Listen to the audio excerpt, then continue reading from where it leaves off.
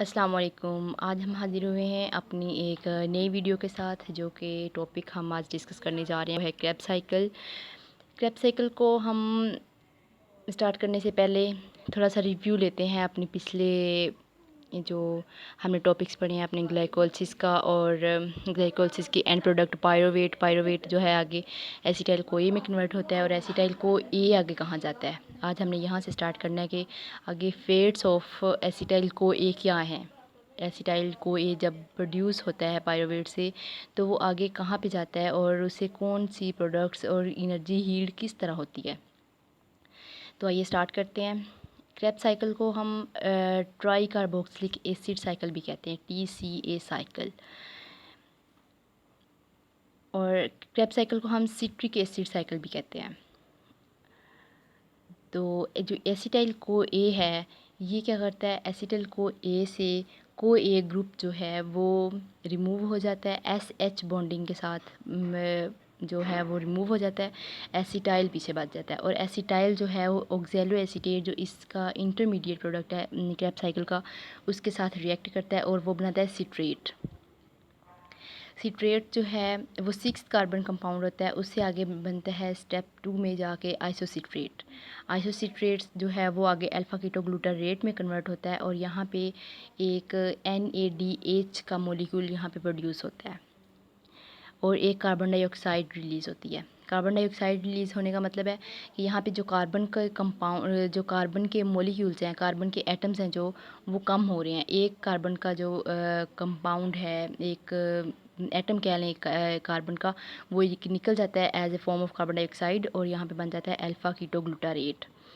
Alpha ketoglutarate जो है इसका एक कार्बन कम होगा आइसोसिट्रेट और सिट्रेट से, जबकि सिट्रेट और आइसोसिट्रेट के जो कार्बन कंटेंट है, कार्बन एटम्स हैं, इनमें उनका नंबर सेम होगा, जबकि अल्फ़ा कीटोग्लूटारेट में कार्बन जो है वो एक कम हो जाएगा, और इससे एक NADH का मॉलिक्यूल बनेगा। और अगले स्टेप में अल्फ़ा कीटोग्लूटारेट से सक्सिनाइल को ए बनेगा। सक्सिनाइल को ए जो है ये बनेगा, तो फिर एक NADH का मॉलिक्यूल जो है वो रिलीज़ होगा, और यहाँ पे फिर कार्बन डाइऑक्साइड का एक मॉलिक्यूल रिलीज़ हो जाएगा, तो यहाँ पे एक कार्बन फिर कम हो गया है। और जो सक्सिनाइल को ए है, ये इसके पास भी एक कार्बन कम होगा अल्फ़ा कीटोग्लूटारेट से, और 2 कार्बन कम होंगे सिट्रेट और आइसोसिट्रेट से। ठीक है। और सक्सिनाइल जो को ए जो है, इसको हम कहते हैं सबस्ट्रेट लेवल फॉस्फोराइलेशन। यहाँ पे सबस्ट्रेट लेवल फॉस्फोराइलेशन होती है। सबस्ट्रेट लेवल फॉस्फोराइलेशन का मतलब है ATP की production. The reaction in which ATP is directly produced, this is called substrate level phosphorylation. यहाँ पे हाई एनर्जी हील्ड जो होती है प्रोड्यूस हो रही होती है, यहाँ पे होती है।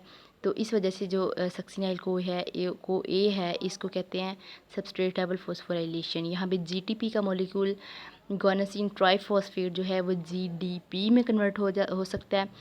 इंटर कन्वर्टिबल हैं ये दोनों कंपाउंड आपस में। GDP गुआनोसिन डाइफॉस्फेट, इसके साथ एक इनऑर्गेनिक फॉस्फेट आके अटैच होगा, तो वो GTP बना देगा, और जो GTP है उससे ATP भी बन सकता है। जो GTP है वो ATP में कन्वर्ट हो सकता है, और ATP GTP में भी कन्वर्ट हो सकता है। GTP और ATP दूसरे अल्फाज में ये इंटर कन्वर्टिबल है। उससे आगे सक्सिनाइल को ए के बाद जो है सक्सिनेट बनता है। सक्सिनेट जब बनता है तो वो आगे कन्वर्ट होता है फ्यूमारेट में, और यहाँ पे फ्यूमारेज एंजाइम यूज़ होता है, और यहाँ पे एक कंपाउंड निकलता है FADH2। FADH2 बनता है। FAD के साथ 2 हाइड्रोजन आयन रिलीज़ होते हैं सक्सिनेट से, जो FAD के साथ जाके अटैच होते हैं, और वो बनाता है FADH2। ठीक है। उसके बाद जो फ्यूमारेट है उसने आगे कन्वर्ट होना है मालेट में। मालेट में वो किस तरह कन्वर्ट होगा, वहाँ पे एक वाटर का मॉलिक्यूल आएगा और फ्यूमारेट के साथ रिएक्ट करेगा। ठीक है। और फ्यूमारेट के साथ जब रिएक्ट करेगा तो रिजल्टिंग कंपाउंड जो होगा वो होगा मालेट। और जो मालेट है वो फिर एक NADH का मॉलिक्यूल रिलीज़ करेगा। यहाँ पे हाइड्रोजन का आयन एक मालेट से रिलीज़ होगा, और वो बना देगा ऑक्जेलो एसीटेट। मालेट कन्वर्ट हो जाएगा ऑक्जेलो एसीटेट में, और यहाँ पे एक NADH का मॉलिक्यूल फिर रिलीज़ हो जाएगा और ऑक्सैलो एसीटेट जो है वो फिर एसिटाइल को ए के साथ रिएक्ट करेगा और फिर सिट्रेट बना देगा। ये साइकिल इसी तरह कंटिन्यू रहता है और एक ग्लूकोज के मॉलिक्यूल से 2 क्रैब साइकिल जो हैं वो प्रोसीड होते हैं, क्योंकि एक ग्लूकोज से 2 पायरोवेट बनते हैं और जो 2 पायरोवेट हैं वो 2 एसिटाइल को ए बनाएंगे। एक एसिटाइल को ए यूज़ हो जाएगा तो फिर दूसरा एसिटाइल को ए आएगा और वो एसिटाइल को ए जो है वो दूसरा साइकिल जो है वो रन करेगा। यहाँ पे NADH जो है ये 2.5 ATP के इक्वल होता है और जो FADH2 है ये 1.5 ATP के इक्वल होता है। ये हम अपने आने वाली वीडियोस में देखेंगे कि इसकी एनर्जी यील्ड कितनी है।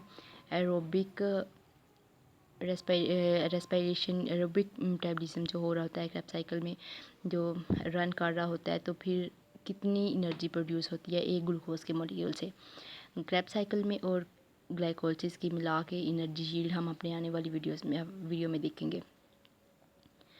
तो यहाँ आज के लिए इतना ही है कि जो आपने याद रखना है कि एक ग्लूकोज के मॉलिक्यूल से 2 पायरोवेट बनते हैं जो आपने पीछे पढ़ा, और 2 पायरोवेट जो हैं वो आगे 2 ही एसिटाइल कोई बनाएंगे। एक एसिटाइल कोई एक क्रैब साइकिल रन करेगा, दूसरा एसिटाइल कोई दूसरा क्रैब साइकिल रन करेगा और दोनों क्रैब साइकिल जो हैं वो टाइम टू टाइम प्रोसीड होते हैं।